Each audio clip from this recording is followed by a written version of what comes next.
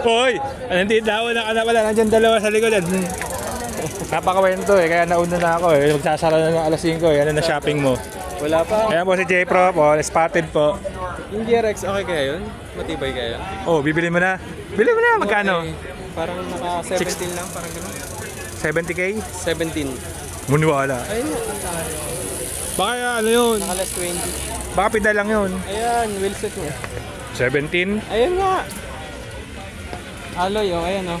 22 less, ano, 20%. Ganda. Pwede sa akin to. Ano pa oh? Tapos QR pa oh. QR yan oh. O ano, pwede rin may converter. Axel? Pwedeng control pwedeng ano, pero hindi boost.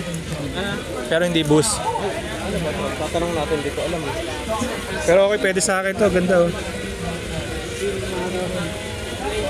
Matibay kaya ito? Oo naman. GRX. Lightweight na. Mga 1.5 kilo, dalawa, pares na.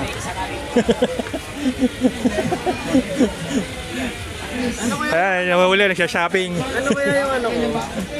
Yung Canon Dale ko, boost kaya yun o non-boost? Hindi ko sigurado eh. Ay, tanong mo. May Canon Dale. Kakaiba. Mapipil mo. Pero pwede naman yun, lalagyan ng adapter ko sa kanya. Oo, siguro. Pwede. Kasi sila man ako. Ayun, doon. Dumiretso ka na pala. Lakad mo lang ako dito.